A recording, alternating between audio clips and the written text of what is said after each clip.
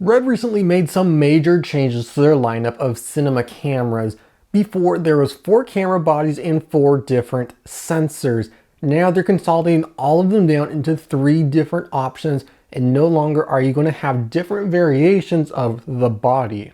They made this major announcement on Tuesday about how they're now only going to have one body called DSMC2. Now, DSMC2 used to be the name of the generation of the camera, and it still is, but that's also the body name. Before, they had 4 different bodies available: Raven, Scarlet, Epic, and Weapon. They also had 4 different sensors: Dragon, Gemini, Helium, and Monstro. So in order to simplify the camera selection process, because there are a lot of downsides to certain bodies and others have benefits, they put them all into one body, and you're now going to be able to pick between 3 sensors: Gemini, Helium, and Monstro.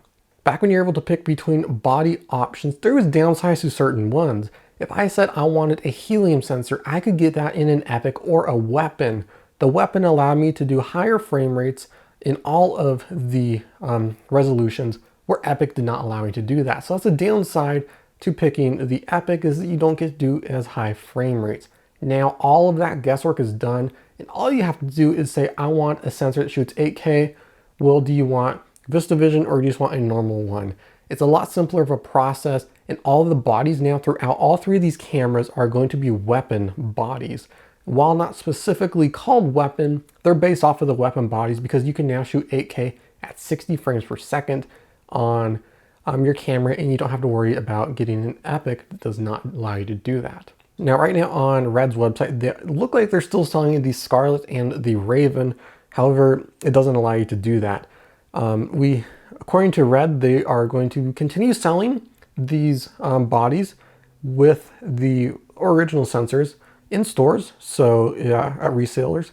But on their website, you're not going to be able to do that. You can only pick between those 3 sensors. There's actually a 4th sensor, but that's helium monochrome, but still technically 3. So the selection process is a lot more simplified. You don't have to pick between your body, you just have to know what you want. So just to recap, we've got the Gemini with dual native ISO, so you can get some pretty good low light. This does shoot 5K. Then we also have Helium, which can do 8K at 60 frames per second now, because these are all Weapon bodies. And it can do a bunch of other frame rates and resolutions. And then we finally have Monstro. This is an 8K VistaVision sensor, so it's going to be a lot wider field of view, but you may have some issues with your lens not covering the entire range. So that's an option as well. And then finally we have Helium monochrome if you want black and white. So your selection process is a lot more limited, but it's a little bit easier for someone that's new to the Red ecosystem to figure out what they want. They don't have to decide between the trade-offs of getting a cheaper camera with an Epic body or getting a more expensive camera and higher frame rates with a Weapon body.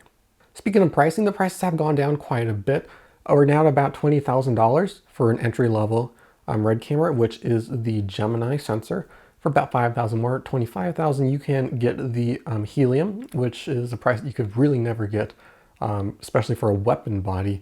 And then finally, we can get the Monstro for about $50,000. And again, you can still build these up, and you can use all of the same DSMC2 expander modules and stuff like that. They're the exact same bodies, just under a different name, which is DSMC2. Well, there you go. I hope this helped you out. I know the Red ecosystem is pretty confusing, and Red's trying to help you out there.